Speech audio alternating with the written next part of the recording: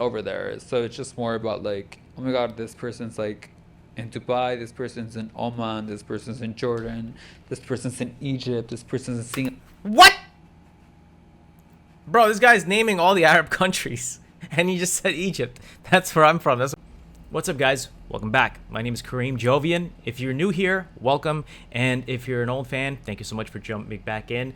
Today, I have an interesting video that you guys have been sending me to react to. This is I want to be very careful because I don't want to get demonetized. It's an SW worker, so put two and two together yourselves.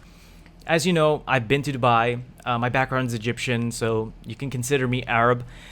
And I thought this was really interesting because I've been binge watched a lot of Matt Cullen's videos. I really enjoy his videos. They're great because I do interviews myself. So to see other interviewers and how he goes about it, especially with his niche and community, I think it's great. So this one over here just got released today. Thank you guys for sending it to me. I've been wanting to do this for a while because this SW worker actually does work in Saudi Arabia, in Dubai, you know, and coming back from my culture, I know how strict they can be, and I know how really like tough they can be on this type of you know, situation. So we're gonna sit down and react. I don't want to judge anyone. I don't want to if you're gonna make fun or say horrible things, please don't share it. It will be blocked in the comments. Let's be respectful. At the end of the day, you know, my parents and my culture has taught us that only God can judge, and God will take care of everything and the rest. You have no place to judge. It's not your place. Just be happy and let others be happy. All right? As soon as I looked at his eyes, I was like, this guy's like dangerous. This is Saudi Arabia. Like, this is not going to go anywhere on the news. Like, it's going to be just kept secret. It happens to like a bunch of SWs, anyone who does like only and like all that stuff. Like, you end up becoming like a sex symbol like in other countries. In that moment, were you thinking, I regret being here, I regret doing this work? What were your thoughts, you know, as you saw your life flash before your eyes? I took off my ribs already, so... All right, first off, right off the bat, I mean, you can see how this person presents themselves. They themselves know that they look odd. They know they don't look like the normal human, but this is what they're going for. That is the look that they're going for. What surprises me is that there is actually a market for it, and there's people that are interested in it. In Saudi Arabia.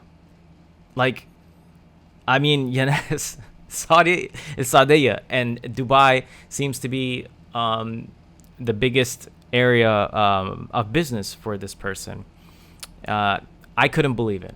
I thought it was fake or a lie or a joke or some ploy I don't know, but that is just, I still cannot get it into my head. I can't believe that the Saudi Arabia there's people in Saudi Arabia that enjoy this. I mean, to each their own. Like I said, I'm not going to judge. I can question, but I'm not going to judge or make fun of anyone. But I find this very interesting. So let's watch, because the video is long. I don't want to stop too many times. Yeah, I thought you said last time that you had gotten your ribs crushed inwards, but you were debating whether you wanted to get them removed. I just Instagrammed a clip a couple weeks ago, and the comments saying you're a monster, saying that you should die, saying that they... You guys can see the lips. I don't know if you guys know this person or seen this person, but they're very popular, very famous. I mean, when I first saw it, I couldn't believe that there's people who actually like this look, like those lips, that like that kind of look, you know. This person could be a pioneer in my eyes. I mean, who knows? Maybe this thing will take off in the future. I don't know. They want to kill themselves. Like, when you see those comments, how do you feel? I do read a lot of comments saying that you should spend your money on therapy instead. Are you in therapy? Your problem with me is not my problem. You can do whatever you want with your little own mental state of mind. I'm fine.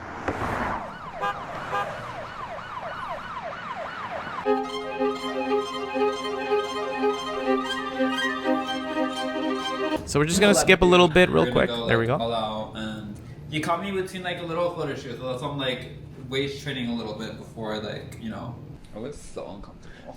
I just find it so interesting. I mean, more power to them. Like, look, again, they're making a lot of money from this. They're making a ton of money from this, and I know that they're supporting their family with this. they are supporting themselves with this. It is a dangerous line of work. It's not necessarily something that I would want to do or be a part of. But wow, I mean, I'm looking at it from the lens of, as an artist or a creator or something like that. And it's very, very intriguing. But yeah, let's hear what they have to say. I can see the comments already. This bitch looks so uncomfortable. I am uncomfortable.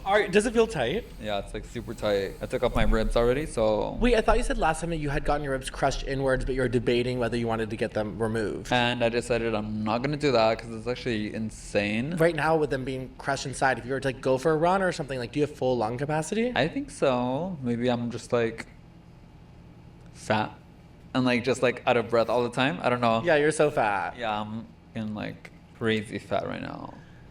So I actually am compared to what I normally look like. Really? Yeah. She getting thick? She is getting thick. Does she like it? She does not like it. I'm no, I don't like it. But yeah, I always do a little corset before my photo shoots and media stuff. So it's been on my channel. Shout out to Matt Cullen. We're going to skip a little bit of the intro. I just Instagrammed a clip a couple weeks ago and it has over 5 million views. And the comments are wild. It's saying you're a monster, saying that you should die, saying that they want to kill themselves. When you see those comments, how do you feel? Since before any of these videos that have gone out, I've gotten them since a long time ago. I hate saying the word I'm trying to media train myself to not say the word But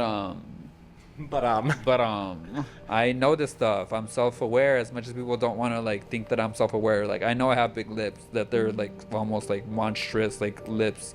That's my style. Your problem with me is not my problem. You can do whatever you want with your little own mental state of mind. I'm fine. I find it very, very rare. But the fact that they have such a strong mentality, I admire. Everybody has their own faith and what they want to do in their life. I'm not going to push it onto someone. I have my own beliefs and they have their own beliefs. But they have a strong mental fortitude. And I think that is so important, especially in this day and age when you're on social media. This person knows what they want, knows that it looks weird, but they choose to do it anyway because it's what they want. It makes them happy, and they could care less what anyone else thinks. A lot of us need strong mental fortitudes because it can be very hard in this world. The world can tear you down. People can try to tear you down. But the only person you have left in your life, the only thing you have left in your life that stands by you is yourself. And God, if you believe in God. You shouldn't tear yourself down too. If you have that strong mental fortitude like this person, I think you could get through anything. Girl, keep it moving. Just push your comments and whatever. I do read a lot of comments saying that you should spend your money on therapy instead. Are you in therapy? I am not in therapy. I do think everyone should be in therapy if they need it. In my head, when I see comments saying go to therapy, I'm girl, we all need therapy regardless if you look like this. I just think I'm just more of an easy target because I physically look different, so it just looks like I have more stuff going in my head. But what a lot of people don't realize, I have the same exact mindset as other people. The only difference is that I'm just physically differently, so I just look oh, this person's more effed up. I'm just are you in physical therapy? What is it called? Just regular therapy. Regular therapy, yeah. So you have this place for the night, you're gonna take a bunch of content and stuff too, bands and stuff, or what? Yes. OnlyFans, and then some photography for Instagram, and just figure it out from there. Yeah, because I know how you do it. You plan out your... I do everything in one day. I hate doing separately. I like It's doing smart. everything in one day, just edit for the rest of the week. Yep, Yeah. I love that. Consolidate so you can scale ready for one day, get it all in there, book the hotel for one night, and then you're good. Girl, exactly. So I literally showed up to the hotel with a bunch of my makeup done already and my outfit already ready or whatever. Before we did our interview today, you had mentioned that you're rebranding. Yeah. Can we talk about that a little bit? Of course. So Well, I want to ask you because, my audience knows who you are. My audience knows what you did or do for a living. And when we did our first interview, you had said, you're getting your work done to look like a sex cyborg. And that was really your mission. And you felt like when you walked down the street, everybody could just tell automatically what you do for a living. And that's what you liked. yeah. And now you look the same way, but you don't want to talk about that stuff and you want to rebrand. What's the reason for that? When our first episode, I did not have even a YouTube account. So it was just more of oh my God, I'm talking to a microphone. what are we gonna talk about? Like, this is so awkward. I don't know what to talk about. But now it's just like, okay, like, I can eloquate.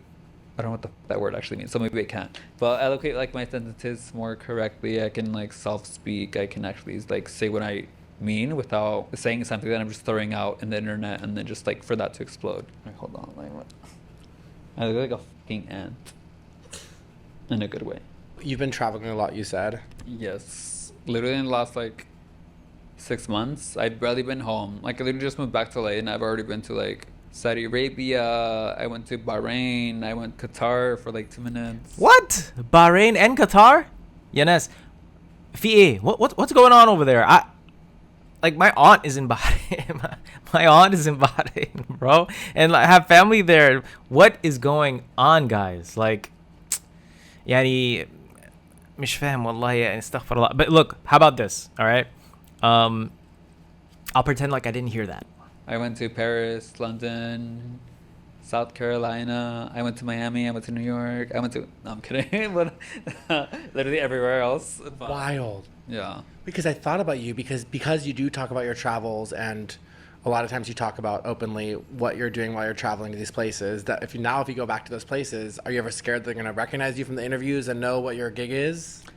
So that actually did happen to me in Bahrain. I was going through customs, and the guy that I got, he literally pulled me aside and he was just like, oh, like, come over here. And I was like, okay, like, this is kind of weird. Like, I already paid for my visa. I already paid for this and that, like, just whatever. When I'm not wearing makeup, I like to wear a mask.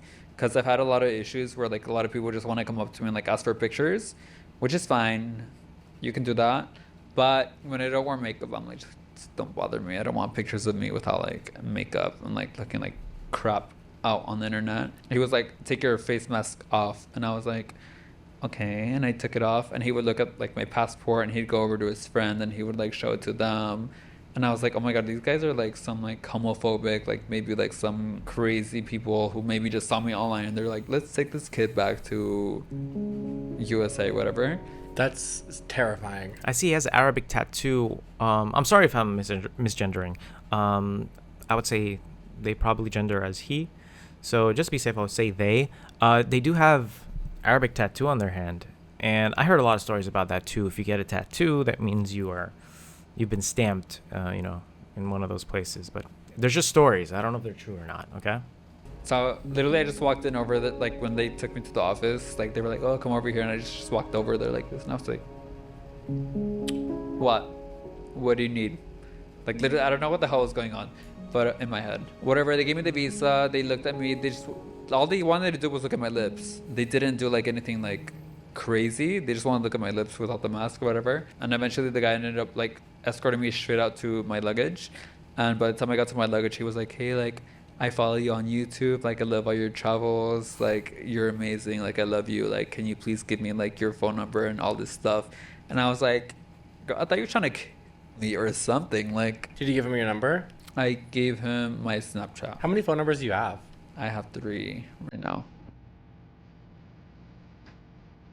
Saudi Arabia was one of my goals, and I was like gonna check it off my list or whatever.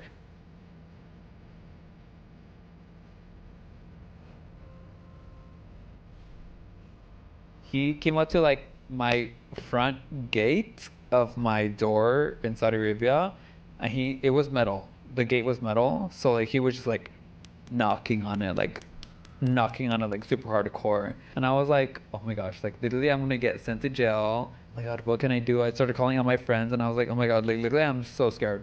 I've never been terrified in my life because I was like, I'm in Saudi Arabia. If I get locked up in Saudi Arabia, Oh my God.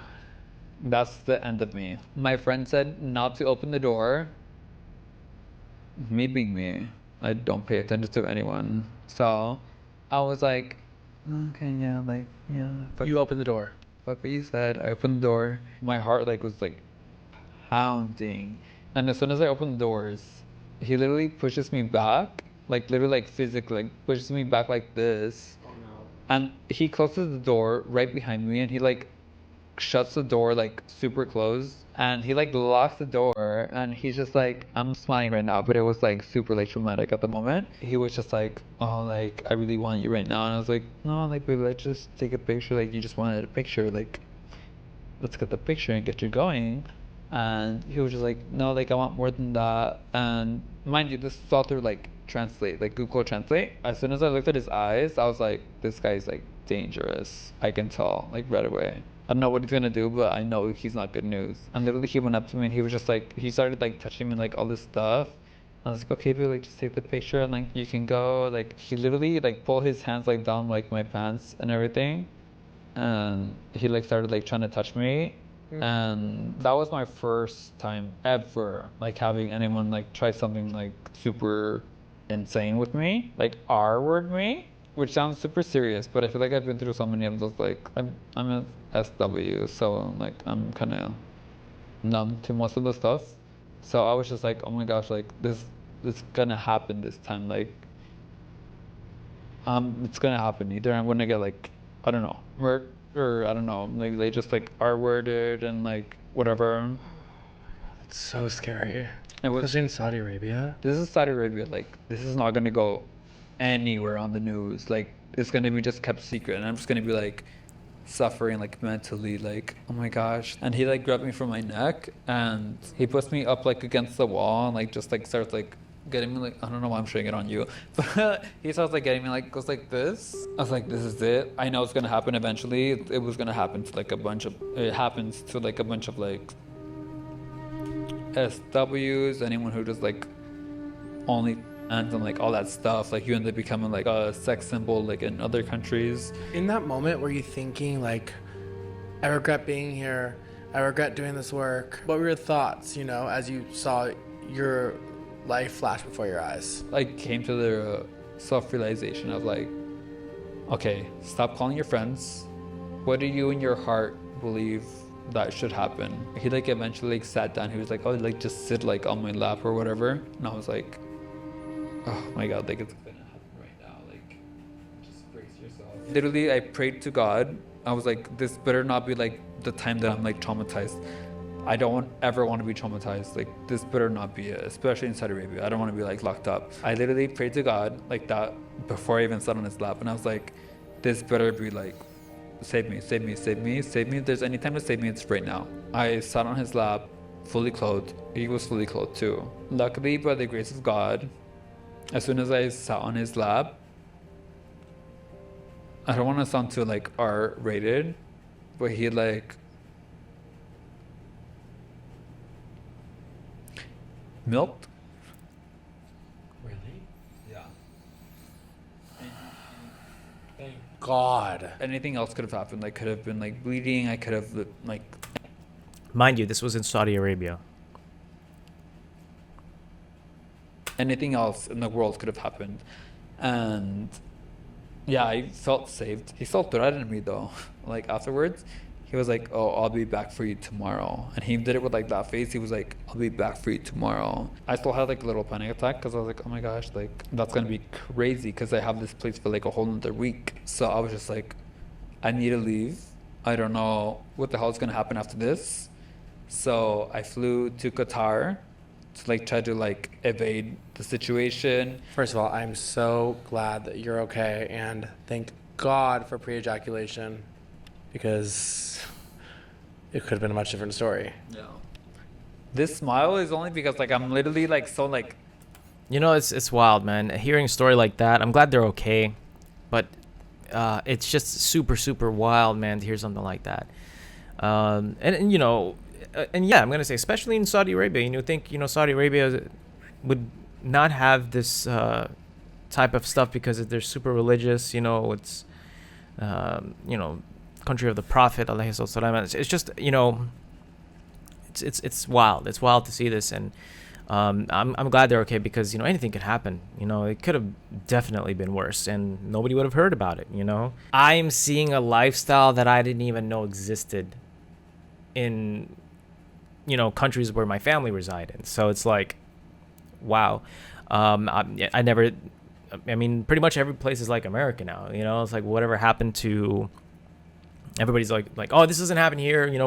We're super religious. We're super, conservative, and things like this don't happen here, but it does. Why would this person lie? It's.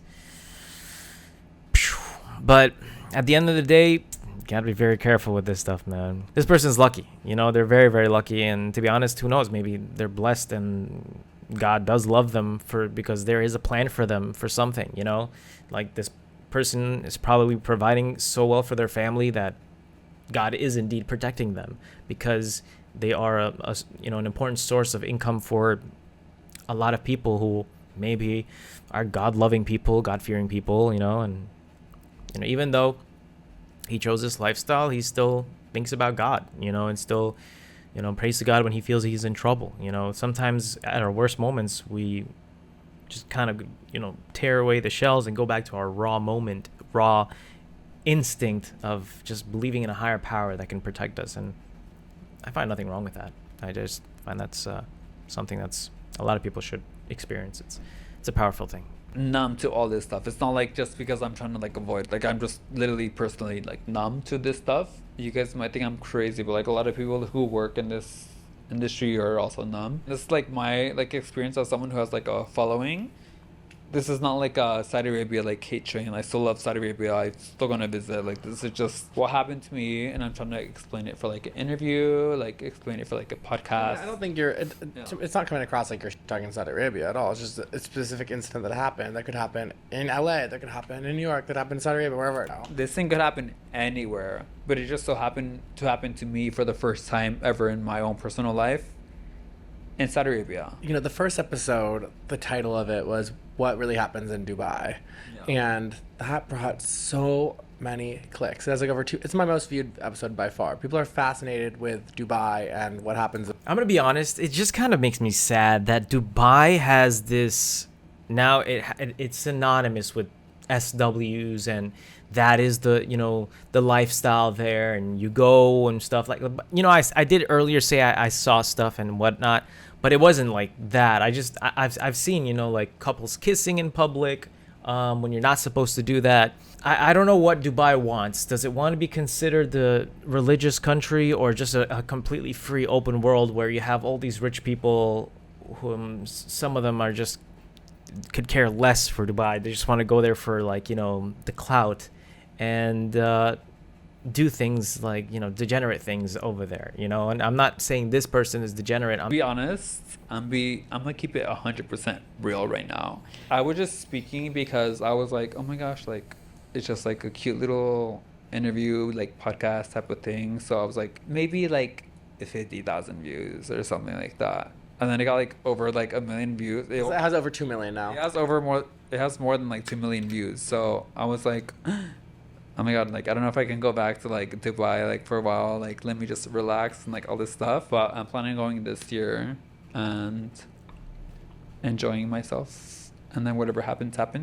You don't really see a lot of like this over there, so it's just more about like, oh my god, this person's like in Dubai, this person's in Oman, this person's in Jordan, this person's in Egypt, this person's in Singapore. What? Bro, this guy's naming all the Arab countries. And he just said Egypt. That's where I'm from. That's what my background is. This is my country. That's where my family is from. What? I'm not going to be, my eyes have been opened. Like, my eyes have been opened, and I cannot believe that things like this exist. I used to think, like, I think in the new age, in the new world, as years continue to go, just I don't even know what to say. I'm just like, I'm not, I don't even want to, I'm not judging, okay? I am just completely shocked. I have seen, people that look like this, but, not with the lips, of course, in Egypt, in movies, in movies, but like, that's, when you ask, people there, it's like, oh, that's the movies, they like to dress up and whatever, but you never see someone like that in person. They, like, that's not the life. We don't have this in the country. But obviously, I get these comments all the time, people attacking me, because I do interviews just like Matt Cullen, and I would love to actually interview Matt Cullen. So nobody's actually interviewed him. I would like to interview him. Hey, Matt Cullen, I'm in New York. If you're watching this, I probably doubt he'll watch it. This video is pretty long, but maybe you guys could comment him. But in my comments, I have people attacking me for being in America, obviously as an Egyptian Muslim in America, like, oh, your country's disgusting, you guys are filth, you have all of this going on, we don't have this going on in our country, we know God better than you, we are better Muslims, we are da da da da da da da da da, and they keep going and going and going with all this BS. When you literally have stuff like this, you have people paying money to bring people like this from America over there to have a little boom boom. Come on, man, this is wild. In a million years, I would never have believed that this happens in Oman, that this happens in Egypt, that it happens in Dubai, that it happens in Saudi, you know. Again, I'm not saying this, you know, negatively, like as an attacking, but I am in shock. I would think all the rich princes and stuff will just throw it on whatever if they're going to get what they want to get. From my past I'm going to be honest with you. Yes, the money is better over there than it is here in America. But if for women, but for a 3-day weekend, okay? And she's a really popular Instagrammer, very voluptuous. She's a female, of course. A 3-day weekend, she was paid $100,000, you know, to go and have some fun. However, the $100,000 was flat out payment just for her. Everything else was paid for. So flight, food, lodging, all that was all paid for. So yes, the money can be a lot better than America, of course, depending on, you know, if you're a woman or a male. So I think that's something that's very important to us. Maybe they can exaggerate, but it's not as crazy as everyone thinks it is. Do you have sex a lot? I do not. To be honest, I have less sex than people who don't even like do sex work. I do sex work, and I have a lot less sex than people who don't do sex work. I'm not more like of a hookup culture. I'm not a hookup culture person. If you want to hook up, we're gonna film this crap. I don't do like just like random hookups. I'm not that type of person. I like to get to know you, who you are. I think this side of you is a way into who you actually are. Like that's why. You know, I have to respect Matt Cullen because he does a great thing where he humanizes the people he's talking to, and that's really cool, you know? That's something that's always important for me when I'm interviewing someone. Your intimate side of you and the way that you don't just have sex with people unless it's for work, like, it's real, I think, because I think a lot of people feel scared to have sex. You're scared to get emotionally attached to somebody? Is that what it is? Yeah, that. Yeah, I will admit. I get emotionally attached, like just anyone, but like if they actually give, like, I don't know, like go all the way, then like I will officially actually get attached. I'm not a hookup person either. When I have sex with somebody, it's because I actually have feelings about them, and I do find myself after having sex with them thinking about them the next day, thinking about when they're gonna text me. It can be very exhausting and a bit scary because all of a sudden my heart's involved, and I'm worried I'm gonna get hurt, and it's very distracting for my work and for other things. So I could see why you would feel like I'm putting a stop to that. My thing is more like I don't enjoy like just hookup culture. So it's like if you want to hook up with me, like I literally have to be into you. Like I'm not gonna be giving up myself and like be vulnerable just for like some random ass person who just wants to be in my life for like one night. My ex actually texted me today, and I haven't talked to him for like 6 years, maybe even 10 years. What did he say? He broke up with me originally because I started doing like more of my spicy website.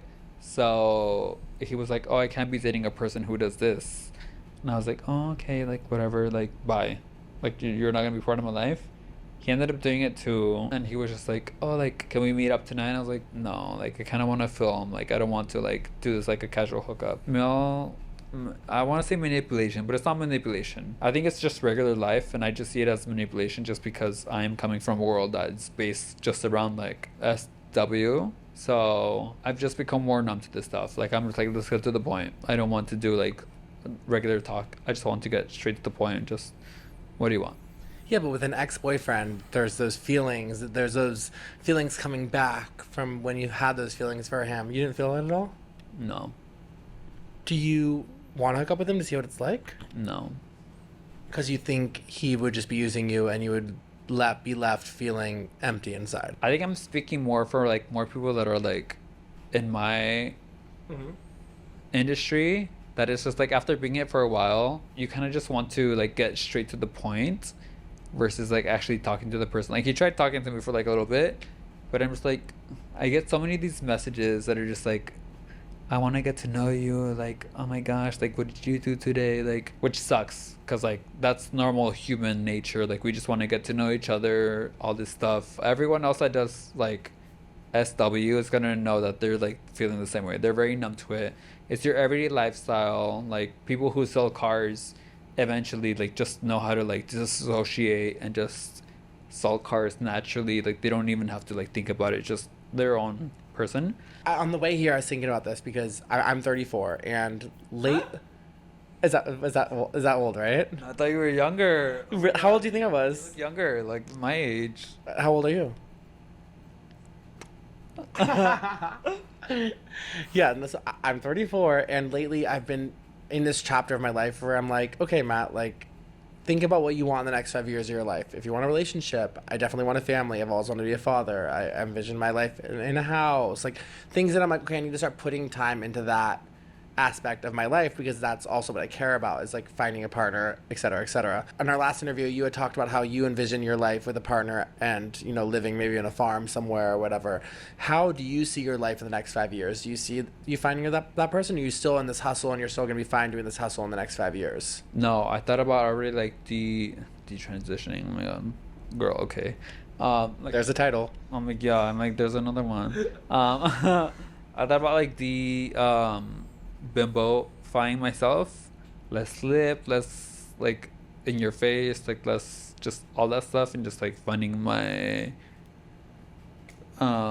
middle state husband that I can just like, you know, be myself. But how are you planning to find the man if you're not wanting to date or meet guys if there's not a dollar sign attached? I'm opening up a little bit, but again, it is hard. When people know you like this, it's just like, oh, like this person only wants like money, which I do. Like, girl, why would you want to date a bum? Like, let's be realistic. No one wants to date a bum. No one wants to date anyone that like has like less money. And even if like, let's say you were my dad, why would you want me to date someone who makes like less, not even less money, but who has like less aspirations than me? I don't think money's everything to do with it. I think for me, it's like money has nothing to do with it, but as long as someone has a drive and a passion and works hard, then I'm okay with them, you know, still chasing their dreams. I wouldn't want someone who just sits around all day and there's unemployed and they're just watching TV while I'm off hustling. But like, if someone has a dream and they're working towards it and they're passionate, like those are things that I'm really attracted to. But I'm not asking for you to date someone poor, but I'm just asking, how are you going to find a partner if you're not willing to open up your heart? I think I will know once I see it. And then I think the person will know once they see me as well. This to me is who you are. So if you were to meet him, you said I would de-bimbify myself and meet a man, but then would that be who you are, or would you be changing who you are to be with a man? Wouldn't you want to find a man who loves this because this is who you are? That's the issue. People think it's always for a man. It's never for a man. What I think of myself right now is that this is a phase that I'm going through, that I've been going through for like 10 years, 15 years. I'm being... They're very self-aware, very self-aware. And I have to give it to Matt Cullen. He has his head on straight. You know, he has, you know, it's pretty much like that's what every human being wants, you know. And it's very grounded in what we want in a relationship, what we want in our lives. And it's not always about the money, but it is about the drive and how hard you can work. Because sometimes, like, let's be real, a lot of these startup companies, like Bill Gates and Mark Zuckerberg, Jeff Bezos, every single one who has made it has some point in their life lived like a bum. And sometimes that's the greatest build of character and the greatest love that you can find in someone when they're at their lowest but grinding. Sometimes, you know, you find someone with a lot of money, they could just as easily find someone else. This is just a phase, like whatever. Maybe it's a phase. Who knows? That's interesting. This is new information for me. It's interesting to hear that you could potentially see your life not looking like this in 5 years from now. Khloe Kardashian could dye their hair brown tomorrow. Like, okay, fine, babe. Do whatever you want. Do whatever makes you happy. And I feel like that's probably what's going with me. Like, I feel like part of your old brand was just kind of like, I'll say whatever I want to say, and like, I don't care. Like, let's stir the pot. And now it's like, I feel like you are trying to refine yourself. And and think about what you're talking about, and you're very aware of what the comments are going to be and what people are going to say about it. I think I'm more aware of like what my words actually affect people.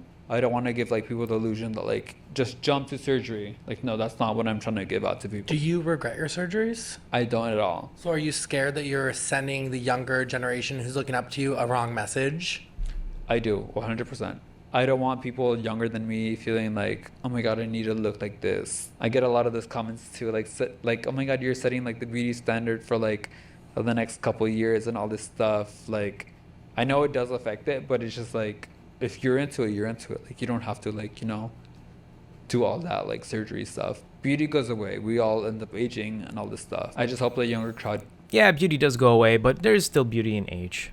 I think older people are still beautiful. And I think we need to cut that obsession and that perversion of that there's only a certain age that you can be beautiful from like here to here. And once you surpass that age, let's say you're not beautiful anymore, you can never be beautiful again anymore. That's different. Beauty is different than attractiveness. For women, it's a lot more stressful because they have to stay looking like they are 20 to 25 for the rest of their life. And then you have all this surgery, all that Botox, which, by the way, I do want to add. If you are using Botox to make yourself look younger, you look older. It's like a boomer way to try to trick people. It's like, imagine using, Windows. Okay, this is really out there. Imagine using Windows Paint, all right, to Photoshop a picture of yourself to let yourself look younger when you have new technology like AI and Photoshop and all this airbrushing stuff to make yourself look younger in a photo. That is what Botox is. It does not work. It actually makes you look older. It does not make you look younger. Because I know I did put that out for like a while. Very interesting. And every time I talk with you, I get a little deeper into your life and a new layer that I'm never expecting. Like every time I come to meet with you, I'm like, okay, what are we going to talk about? And there's the obvious stuff, the surgeries, the work of it all, whatever the normal stuff we talk about. And something always happens, and we go on a tangent that leads us in this interesting direction. And I see a human side of you that I love, and I really thank you for opening up and trusting me again with my videos and letting my audience into your life. Thank God I'm the punching bag, because anyone else that would be able to do this crap, like they would not have survived the messages that I get. Thank you so much for today. It's been so wonderful seeing you again, and I just want to continue to get you on my channel. I want you to just be like a constant. Okay, that was it. But that was an awesome interview. It's always interesting to see people's lives and a perspective from a different life. I obviously got into it because the Arabian angle to it, that's really interesting. I'm not surprised because I guess you've seen it all. Everything is out there for you to see, and you can never be really too surprised anymore. But to kind of sum it up, I still find this person, how they look, very striking. They think it makes them look attractive. They like it. They enjoy it. That's on them. That's what they choose. That's all that matters, But I like the fact that they spoke about how they don't want younger people to think that this is how they need to look, that this is the standard for beauty, right? Obviously, surgery is never a standard for beauty. It's nice to have, if you need it for something, or health issues, or something that you need to fix to live a more comfortable life. Yeah, of course, nobody's going to stop you from doing that. But at the end of the day, it is such a dangerous lifestyle. I hope that people would see this stuff is, it's a really, really risky thing to do. And I wonder what stories they have of all these other Arabian countries. I would love to hear them, I think Matt Cullen does a great job. It's always fun to watch his videos to kind of see a side of a culture that I was always intrigued in, because they were always, they had it the hardest, I believe, for a long time. The LGBTQIA+, we're an interesting community. I want to say this. This is very important. When I started my YouTube channel, that community was very supportive towards me. They were very supportive, and I've always had a lot of gay viewers, and I've seen how kind they are to me. And I know people are gonna be like, "Oh, well, because you're a guy, they probably want to F you and stuff." Like, no, these are legitimate people. Some of them were married, some of them had families, because they know my story. And I used to talk about how, in my past, I was bullied, and because people thought I was gay.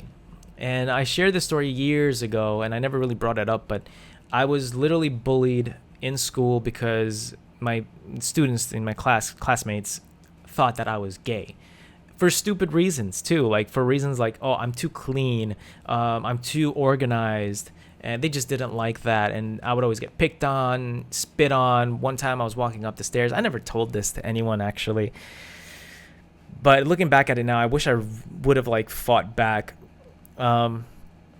So this guy, one of these guys that I thought was my friend, I'll never forget his name. His name is Thomas. I made friends with him because I was very scared in school. I'm a small guy, whatever. And freshman year, freshman Fridays, So I thought me and him we were really good friends, and I was happy to have made a friend really quickly. And one day I was walking up the steps, and I see him coming down the steps, and I was like, "Oh, hey, Thomas, what's up?" And I was very excited and elated to see him, to say what's up.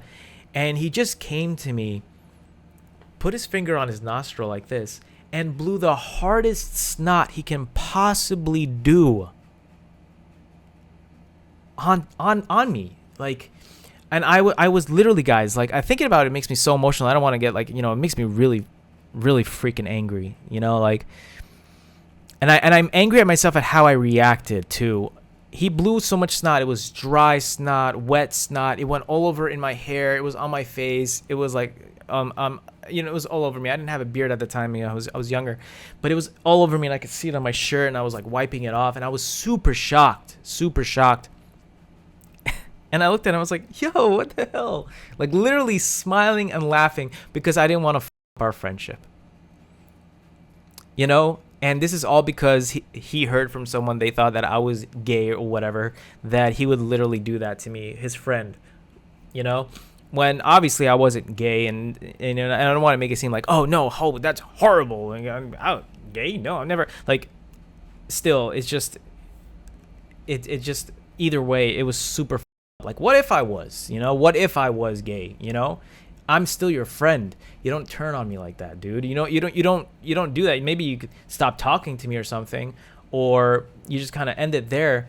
But the fact is, I wasn't, I'm obviously not gay, but the fact is that there you go. And I can only imagine for people who are really gay that were going through that.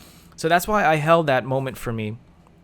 Never really shared that. The only story I truly did share, and if you guys watch my videos, I'll probably link them down below, where I was a homophobe growing up, so this was before high school. I was a homophobe, and if you want to know more about that story, I'll just link the video because I really don't want to talk about it. I've shared this story before, and I don't want to go through it again, but I'm obviously glad I am not anymore because I've seen a different side, and because of that, a lot of my supporters were gay, and that's why I have a lot of friends who identify as gay, and I think they are smart, they are the kindest and most wonderful people, if you compare it to some straight people. And this is just the honest truth. I think because they've been through a lot, they have a lot more of a capacity to understand the human experience in terms of emotion and a sense of connection and understanding. So I will never in my life hate or ever want to see someone gay be hurt or anything like that. They've been there for me. They've been really great people, and they respect my religion. They know that I'm a Muslim. They know that, obviously in our religion, that's something. In all religions, it's they know the story. It's not something new. They're pretty smart people. But yeah, I just wanted to share that. I never really shared that. Maybe I'll talk about it again sometime. But hopefully, if someone is going through this, just remember to stand up for yourself. Don't do what I did, you know? If someone doesn't respect you, they are not your friend, and you don't need to protect that friendship. So yeah, I'm going off on a tangent. This video is way too long. If you're actually here at the very end, let me know by writing in the comments below that by writing the word, or just writing, just write a comment about the experience, what your thought is on the experience. But I'll never forget that kid. I want to curse, but I want to keep it PG. But he is an a-hole, absolutely. I've never talked to him ever since that day, and I never really took, revenge or anything like that. But I'm not that type of person to kind of retaliate. But I've always stood up for myself. That was that one time that I really didn't, because I didn't want to lose a friend. But when I found out why he did it, it sucked. Really sucked. There's a lot of shit we go through in school. There's a lot of moments in our lives that can be traumatizing and pretty screwed up. But remember, at the end of the day, you are here. You have your mind. You have yourself. You got to be there for yourself, and you got to be strong. That's the best way I could put it. Thank you guys so much for watching this video. If you enjoyed it, please do send me links of videos that you would like me to react to. I thought this was really interesting to react to. It's along the lines of what I do. I interview people also from all walks of life here in New York City. So seeing this is really, really cool. And hopefully I can interview Matt Cullen one day. All right. Thank you guys for watching. And remember to hit that like button, subscribe, and write in the comments below what you would like me to react to next, or who would you like me to interview in New York. I'm here in New York. The weather's beautiful, and I think I can stop by to interview some people. All right.